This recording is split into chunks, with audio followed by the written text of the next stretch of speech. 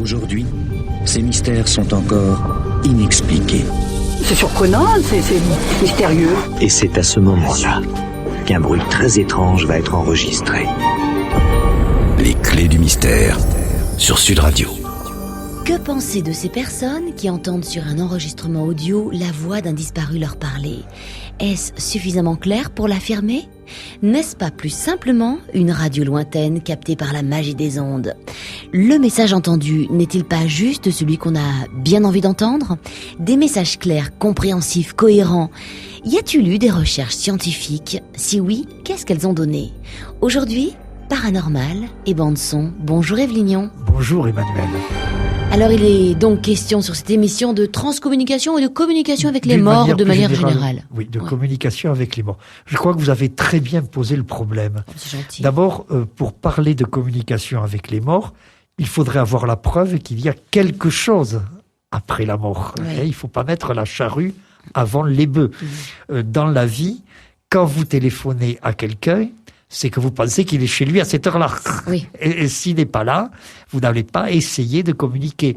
Bon, pour ce qui est de l'après-mort, c'est exactement la même situation logique. Donc nous abordons un sujet brûlant. Vous avez vraiment, j'insiste, mis le doigt où il fallait. Parce que beaucoup de personnes souhaiteraient communiquer avec les morts pour la bonne raison qu'un décès, c'est quelque chose qu'on n'accepte pas facilement. On ne l'accepte pas facilement s'il s'agit d'un proche, encore moins s'il s'agit du père ou de la mère, et surtout pas s'il s'agit d'un enfant qui se tue un samedi soir, comme cela arrive trop souvent. Ou d'un fiancé. Voilà. Et donc, beaucoup trop de personnes sont persuadées qu'elles communiquent avec les morts. Est-ce qu'elles prennent leur désir pour la réalité ? C'est ce que nous allons voir au cours de cette émission. On va essayer de décrypter, de disséquer. Moi, je n'ai pas d'a priori. Je sais que c'est un sujet, la communication avec les morts, qui m'a valu beaucoup d'agressivité. C'est vrai. Oui, parce qu'on me reproche, moi, scientifique, d'avoir les yeux fermés, de ne pas accepter une évidence. Mais d'évidence, il n'y en a que pour ceux qui écoutent ces fameuses bandes magnétiques.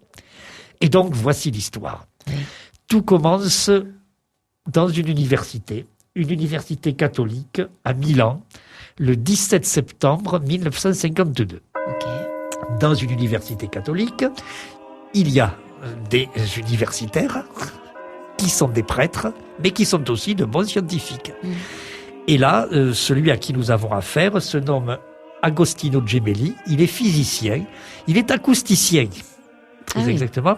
Et donc, il est en train de travailler sur des bandes magnétiques pour filtrer des chants grégoriens, pour un peu éloigner les bruits de fond. Ce sont des chants grégoriens qui ont été enregistrés en direct. Oui, c'est pour améliorer la qualité sonore. Oui, donc il y a des tout-sautements du public, etc. Oui. Donc, il est en train de travailler sur ça. Et malheureusement, peut-être qu'il y a 60 ans, ou presque, à l'Université catholique de Milan, on était très mal équipés. Oui. Toujours est-il que le magnétophone tombe en panne sans arrêt. Et donc, à chaque fois, ce pauvre père Gemelli reprend son appareil. Il s'agit d'un magnétophone à bande. Nous sommes en 1952. Bien sûr. Reprend son appareil, le tripote, recolle la bande, recommence.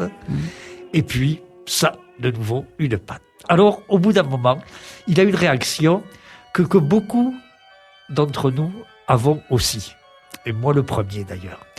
Il pense à son père décédé, notre ami Gemelli, et il lui dit, papa, si tu me donnais un coup de main. Et qui n'a pas fait cela, je crois, en pensant à son père ou à sa mère décédée, qui ne l'a pas évoqué en disant, écoute, si tu intervenais. Et donc, il fait cela. Alors, les mauvaises langues disaient il aurait mieux fait de s'adresser à Saint-Antoine. Bon, bref, le père Gemelli s'adresse à son papa. Il remet l'enregistrement en marche. Et là, quand il repasse la bande une nouvelle fois, il entend une voix qu'il reconnaît, qui lui dit « Mais bien sûr, je t'aide !» Et cette voix qu'il reconnaît, bien sûr, c'est celle de son papa, décédé depuis plusieurs années. Ce jour-là, 17 septembre 1952, la transcommunication était née. Nous sommes en Italie cet après-midi avec Yves Lignon dans une université à Milan exactement. Une université catholique avec un prêtre acousticien, le père Gemelli, qui travaille à améliorer la qualité sonore d'un enregistrement de chant grégorien. Et là, tout à coup, il entend la voix de son père parce qu'il a l'impression de la reconnaître, cette voix. Oui, il a l'impression de la reconnaître. Et il est donc terriblement choqué. Mais il ne travaille pas tout seul, il a un assistant. Un autre prêtre, lui aussi, le père Ernetti. Et l'assistant est justement dans la pièce à côté, mais Gemelli va le chercher, lui dit « Écoutez, voilà ce qui vient de se passer ». Et Ernetti, tout prêtre qu'il soit, a une réaction parfaitement scientifique. Il lui dit « Si nous recommencions, essayez de vous adresser de nouveau à votre père ». Et donc, on réalise un second enregistrement et on entend une voix, cette fois-ci un peu en colère, un peu énervée, qui dit « Mais tu ne me reconnais donc pas ?» D'accord. Mes documents ne disent pas si la voix a ajouté espèce d'imbécile. Oui, c'est un peu le ton en tous les cas. Sacré gamin. Ouais. Mais de toute façon, l'intention y était. La suite de l'histoire, c'est que les deux prêtres ont gardé le secret, mais ils ont demandé une entrevue au pape. Ah, directement. Personnel. À l'époque, c'était Pie XII. Oui. Bon, le pape n'a pas pour habitude de recevoir le curé de base, mais il ne s'agissait pas de curé de base. Il s'agissait quand même de savants d'un bon niveau, professeurs dans une université, fût-elle catholique. Et donc le pape les reçoit, et les deux prêtres se confient en disant « Mon Dieu, si l'on ose dire, Saint-Père, voilà ce qui s'est passé. » Alors, le Saint-Père les a rassurés. Il leur a dit, Gemelli a raconté tout ça, il leur a dit, écoutez, vous êtes peut-être en train d'obtenir la preuve que l'au-delà existe. Or, tout ça, c'est très bon pour la maison, pour notre petite multinationale qu'est l'Église catholique. Ça donne du grain à moudre. Mais oui, puisque l'Église catholique affirme que l'au-delà existe, si vous le prouvez grâce à des enregistrements, c'est très bon pour nous. Et donc, le pape a certainement encouragé Gemelli et Ernetti à continuer. Mais eux, ils ont préféré s'intéresser à autre chose. Ils disent, cette affaire-là, on n'y touche pas. Restons des acousticiens bien ordinaires, aussi ecclésiastiques que nous soyons. Et donc, ils ont laissé tomber. Quelques années sont passées. Et à ce moment, en 1959, le 12 juin, vous voyez, la documentation est précise. Donc 7 ans plus tard. 7 ans plus tard, en Suède, nous avons un nommé Frédéric Jurgenson, dont je ne sais pas s'il était très compétent en matière d'enregistrement sonore, parce qu'il avait commencé par être chanteur d'opéra, puis il avait été réalisateur de films, bon, quand même, c'est quand même un peu sa partie. Il faisait dans la radio scientifique. Et donc, il était dans la nature en train d'enregistrer des chants d'oiseaux pour donc une de ces émissions qu'on voit maintenant à la télé à 3h du matin. Donc, il était complètement dans la campagne. Il était en pleine campagne. Je crois que, suite à une conversation que nous avons eue, Emmanuel, avec les techniciens de Sud Radio, le détail est importantissime. Tout à fait. Il était en pleine campagne et en repassant la bande, il entend non pas les chants d'oiseaux, mais une trompette et puis une voix d'homme qui, selon ce monsieur Jurgenson, lui propose, lui dit, c'est pas en Suède qu'il faut enregistrer des chants d'oiseaux, tu dois aller en Norvège. Et d'ailleurs, la voix parle en norvégien. D'accord. Alors, Jurgenson, dit, ça y est, j'enregistre des choses bizarres, etc. Mais, quand même, il n'insiste pas. Un mois plus tard, il est de nouveau en pleine campagne, de nouveau avec ses chants d'oiseaux, parce que la première fois, sans doute, il avait eu du mal à rapporter un enregistrement à son producteur. Ah bah écoutez, quand on ramène des trompettes à la place des oiseaux... Une voix norvégienne et qui dit « Tu devrais aller en Norvège et ne discutons pas de la note de frais ». Et donc, il recommence, et là, il entend la voix de sa mère. Ah. C'est lui qui le dit. Bien sûr, évidemment. Alors, au milieu de tout un foutoir, si j'ose employer ce mot un peu grossier, de bruits divers, etc. Et donc, là, véritablement, grâce à Jurgenson, la transcommunication était née. Il s'est transformé immédiatement en militant, en disant, ça y est, les morts nous parlent, on peut les enregistrer. Et avec une certaine absence de modestie, puisqu'il n'hésitait pas à déclarer « Je pense que je vais arriver à résoudre l'énigme de la mort grâce à ma technique ». Un homme modeste avec ça. Ouais. Bon, attends, l'énigme de la mort, il l'a peut-être résolu pour son propre compte, puisqu'il est décédé quelque temps plus tard. Alors comment est-ce que ça se passe, la transcommunication comme on l'entend? C'est ce qu'on va voir dans un instant dans les clés du mystère. Paranormal, phénomènes étranges, histoires fantastiques, les clés du mystère sur Sud Radio. 1952, l'idée de la transcommunication naît en Italie avec 2 prêtres qui entendent la voix du père d'un des prêtres. 7 ans plus tard, Jurgenson, preneur de son, qui est en train d'enregistrer des chants d'oiseaux, entend la voix de sa mère. 2e naissance, on va dire. Oui, mais alors, Jurgenson devient de suite un militant. Il dit, ça y est, les morts parlent et on les enregistre. Il ne poursuivra pas sa vie terrestre suffisamment longtemps, mais il aura un successeur. Alors, un dénommé Constantin Rodive, passons, qui est psychologue, hélas. Puisque lui, en l'espace de 10 ans, il prétendra avoir enregistré 25 000 morts. Oh. Tous différents les uns des autres. Bien sûr. Et évidemment, ce Rodive-là sera pour beaucoup dans l'inflation de la transcommunication, puisque désormais, on peut dire qu'il existe, plus de 50 ans après, un véritable mouvement. Il y a des gens qui pratiquent la transcommunication. Les techniques se sont améliorées. Il y a même ce qu'on pourrait appeler des excès, puisque il y en a qui disent, mais non seulement les morts se manifestent sur les magnétophones, mais aussi sur les caméscopes. Ouais, à la télévision. À la télévision, on nous sort des documents, des images très floues, prétendant qu'on voit Romy Schneider, par exemple. Il téléphone, paraît-il, c'est un groupe luxembourgeois qui le prétend. Ça sonne, vous décrochez. Allô. Allô, c'est l'oncle Arthur, tu sais que tu n'étais pas à mon enterrement. Bon, ben je m'en souviens. Bon, et même c'est pas sérieux, il va de soi que au jour d'aujourd'hui, les morts enverraient des mails. Oui, bien voyons. On n'en a toujours pas reçu? Non, moi, personnellement, je n'en ai jamais reçu. Alors, la technique de base, c'est quand même le magnétophone. Et c'est assez compliqué, puisqu'il faut faire un enregistrement sur une bande magnétique à l'ancienne, pas un enregistrement numérique. Sur une bande magnétique qu'on a déjà préparée. Préparée, c'est-à-dire? C'est-à-dire qu'on a déjà sur la bande enregistré un bruit blanc. Un bruit de parasite radiophonique. Vous savez, quand on est entre 2 stations. Il y en a même qui enregistrent le bruit d'une cuillère en tapant sur une casserole. Et pourquoi faire? Pourquoi préparer ces bandes? Moi, je répète ce que disent les transcommunicateurs. Il faut qu'on ait ce bruit de fond.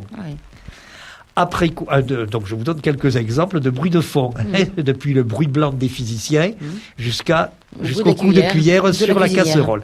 Remarquez que s'il faut garnir les cassettes du commerce font au minimum 60 minutes, 60 minutes en tapant sur la casserole, bref, il faut y croire. Et donc, une fois que votre bande est préparée, vous la mettez dans le magnétophone, vous repassez en position enregistrement, et vous attendez. Alors normalement, quand on enregistre sur un enregistrement avec une bande magnétique, ça efface. Et bien là, ça efface ou ça n'efface pas. Toujours est-il que quand vous réécoutez la bande, vous entendez des voix que vous identifiez à celles de personnes disparues. Or ça, c'est ce que déclarent les personnes qui pratiquent la transcommunication. Si on va sur Internet, on trouvera des tas de groupes. Bon, moi, ma position, et ça il faut bien le dire, ma position scientifique, ce n'est pas de nier a priori, c'est de douter. Et donc de dire, il faut aller voir. Il faut qu'on nous remette à nous scientifiques ces bandes magnétiques pour que nous les étudions. Et si nous entendons d'abord des voix humaines, nous le dirons.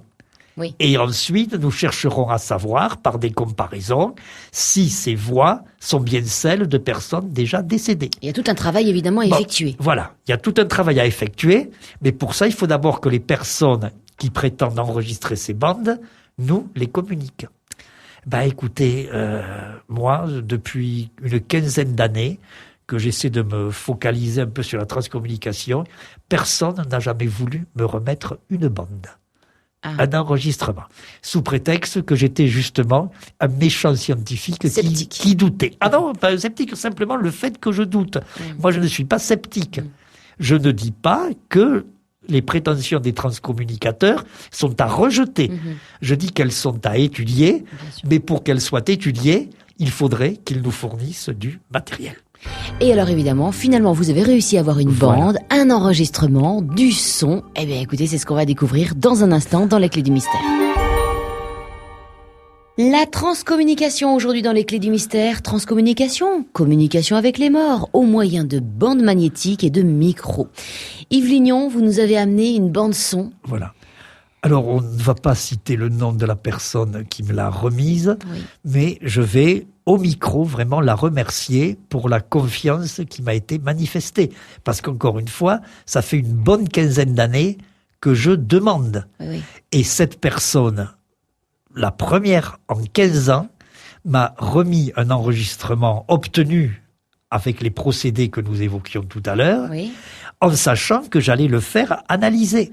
Voilà. C'est quelqu'un qui veut justement communiquer avec les morts, cette personne dont vous ne voulez pas parler ? C'est quelqu'un Ou bien qui c'est un scientifique ? Non, ce n'est pas un scientifique. C'est quelqu'un qui a eu cet enregistrement. Et cet enregistrement, c'est effectivement, selon l'auteur, une communication avec une personne décédée. On va écouter. Alors, on va l'écouter. Et puis ensuite, je vous dirai ce que j'en ai fait de cet enregistrement. Mais j'insiste bien sur la gratitude que j'ai à l'égard de l'auteur de ce qu'on va entendre.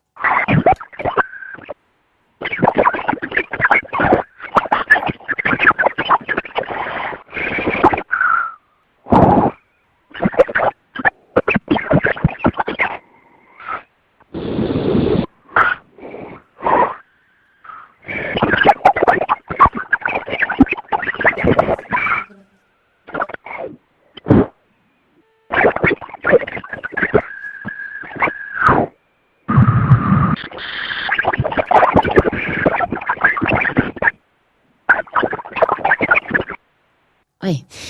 Alors c'est vrai qu'on pourrait se dire, ah bah oui, effectivement, on entend une respiration, peut-être éventuellement une voix, et en même temps on se dit, bah ça rappelle quand même vaguement quand on cherche une station avec une radio à aiguille, quoi. Alors j'ai d'abord fait étudier cet enregistrement par, là je vais dire le nom, par le professeur Legros du laboratoire d'acoustique de mon université. Et il a été tout à fait formel, il n'y a pas de voix humaine. Je ne lui avais donné aucune indication. Il n'y a pas de voix humaine. Bon. Donc, la cause est entendue de ce point de vue. J'ai répercuté la réponse à la personne qui m'avait remis ce que nous venons d'entendre. Et cette personne m'a dit, une maman reconnaît, quand elle écoute... Cet enregistrement ? Oui, reconnaît le souffle de son fils asthmatique, qui est mort d'ailleurs d'une crise d'asthme. Donc l'étape suivante, là j'attends des nouvelles de mon collègue acousticien, l'étape suivante c'est de savoir si on reconnaît un souffle d'asthmatique. Un souffle d'asthmatique c'est très caractéristique pour un spécialiste de l'audition. Donc on va me le dire. Ceci, vous voyez, pour bien montrer que je travaille, j'y insiste lourdement parce que je sais tout ce que va me valoir la diffusion de cette émission. Je travaille dans un esprit d'ouverture. On m'apporte une nouvelle information, un asthmatique, je demande à l'acousticien, est-ce que tu reconnais, cher collègue, un souffle d'asthmatique? Maintenant, il faut bien dire qu'il y a une autre hypothèse, Emmanuel, puisque cette bande, nous l'avons fait entendre aussi à Sud Radio, à aux techniciens de la maison, et ils ont proposé autre chose. Ils nous ont dit, mais c'est le type même d'enregistrement qu'on fait quand on est dans la nature. Voilà, quand on est très très loin d'une grande ville, quoi. Quand on est très loin d'une grande ville, mais vraiment loin. C'est ce qu'on pourrait entendre en Afrique, on nous a dit. Voilà, au milieu de la campagne, quand il y a des ondes qui se bousculent de partout, parce que des ondes, là, le studio dans lequel nous sommes, en est traversé, bombardé, etc., tant qu'on voudra. Et en pleine campagne, eh ben, quand il n'y a plus le bruit de la ville au propre et au figuré, on obtient ce type d'enregistrement. Or moi, je suis frappé par le fait que Jurgenson, celui par qui tout est arrivé, était justement en pleine campagne. Oui, et en train de prendre du son, effectivement. Il était en train de prendre du son, donc tout ça, ça ne va pas dans le sens de l'hypothèse d'un mort qui se manifeste. On verra bien pour le souffle d'asthmatique. J'attends une réponse.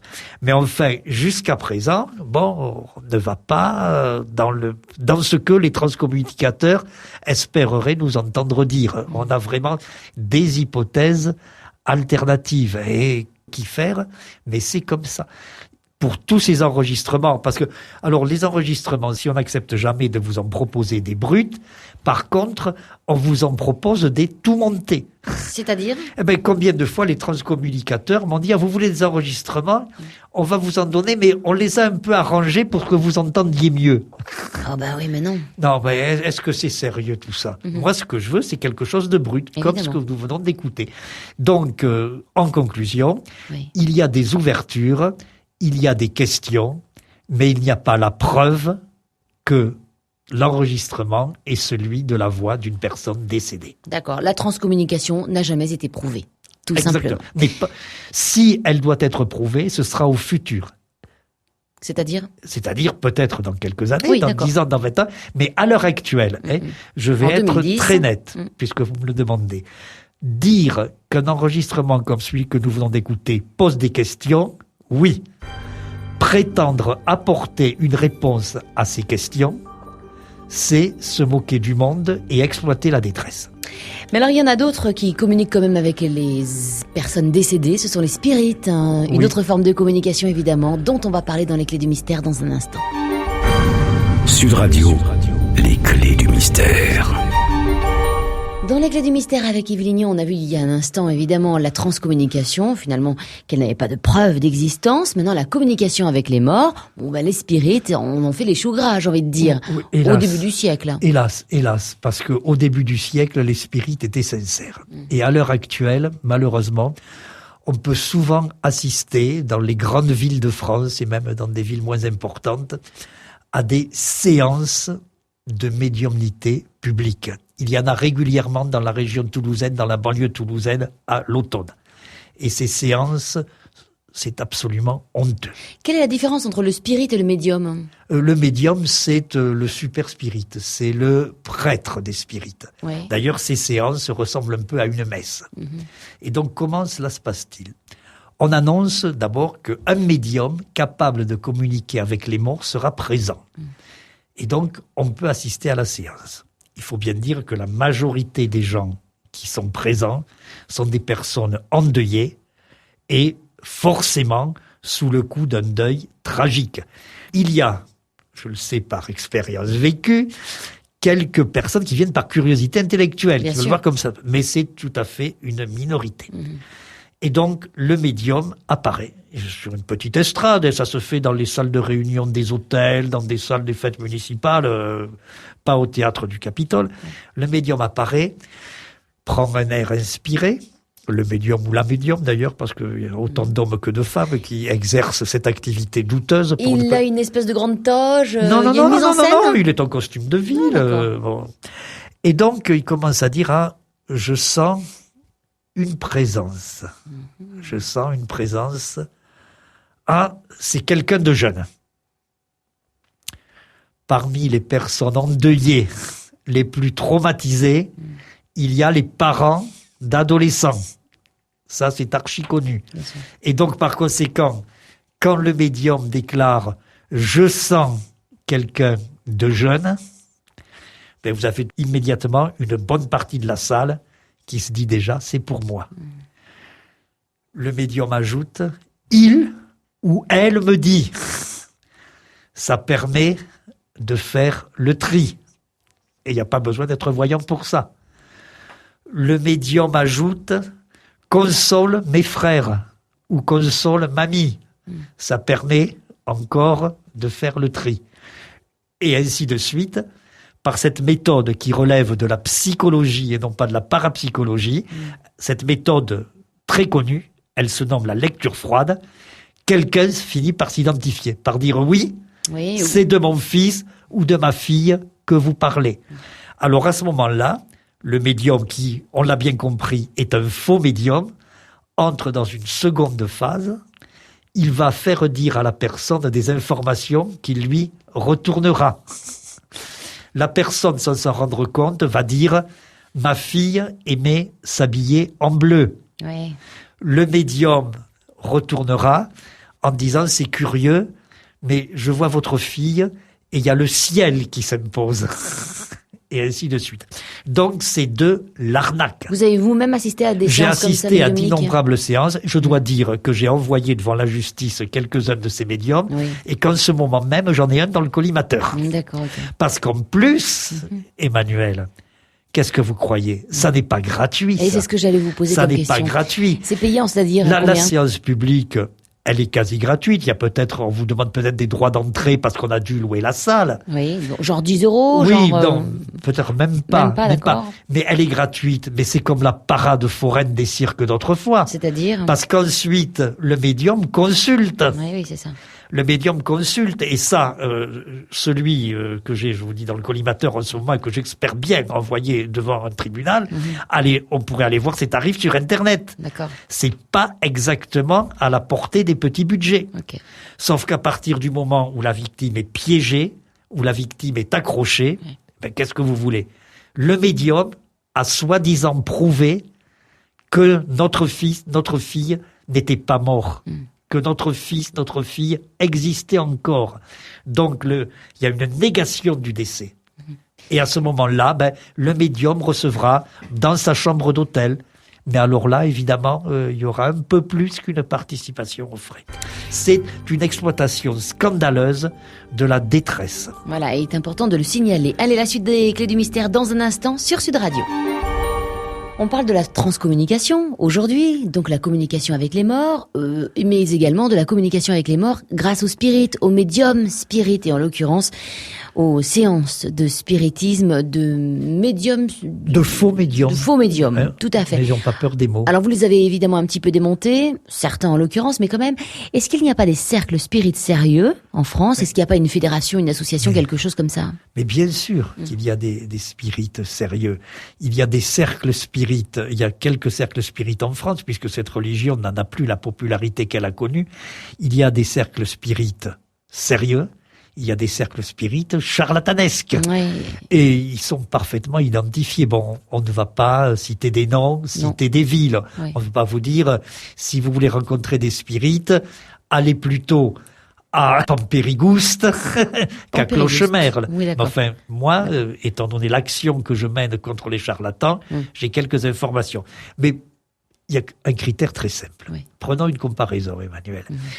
Vous estimez avoir besoin d'un soutien moral, vous allez consulter un prêtre catholique, un vrai. Est-ce que ce prêtre catholique va vous dire, pour prendre rendez-vous, passez par mon site internet, et vous constaterez qu'il faut me verser 150 € d'avance? D'accord. Dès lors qu'il y a de l'argent qui Bien entre en sûr ligne que de non. compte, Bien sûr que non. il faut se méfier, d'accord. Le spiritisme est une foi, comme le christianisme. Et les personnes qui ont une foi sincère n'en font pas un commerce. Quand un médium est tarifé, c'est toujours cher. D'accord. Et c'est toujours du charlatanisme. Alors, ceci dit, les problèmes demeurent. La question de la vie après la vie reste ouverte, j'y insiste. Mais je pense que plutôt que de cette exploitation du chagrin, il faut penser à des témoignages comme ceux que nous avons quelquefois évoqués. S'il y a une vie après la vie, ce serait plutôt une vie de la conscience. Au moment où notre mécanique biologique tombe en panne, notre conscience continuerait d'exister et donc pourrait se manifester. Mais se dire, comme le disent quelquefois les transcommunicateurs, les morts sont dans un monde comme le nôtre, où on lave son linge et où on fait sa salade de tomates au mois de juin, ça c'est une illusion, et c'est une illusion qui fait très mal. Mais moi, je suis vraiment ouvert à l'hypothèse de quelque chose après la mort, mais ce quelque chose n'est pas une autre vie, une vie identique. Les gens qui sont assommés par la mort d'un adolescent, il est sorti samedi soir et à 2h du matin, les gendarmes sont arrivés. Ces gens-là, parce qu'ils refusent ce décès, voudraient croire que leur fils, quelque part d'ailleurs, continue de vivre. Et ça, malheureusement, c'est faux. Quand une pierre tombale se ferme, c'est définitif. Ouais. Mais que la conscience humaine existe encore, ce qui nous permettrait de prolonger notre existence terrestre, qui n'est pas toujours désagréable, alors ça, oui, c'est vraiment une hypothèse qu'il est très raisonnable d'envisager, scientifiquement parlant, à l'heure actuelle. Très bien, les clés du mystère, c'est terminé pour aujourd'hui. On vous retrouve demain à partir de 13h30, en vous rappelant bien sûr que les clés du mystère sont podcastables sur le site internet sudradio.fr. Bon après-midi, bye bye. 13h30, 14h30, les clés du mystère sur Sud Radio.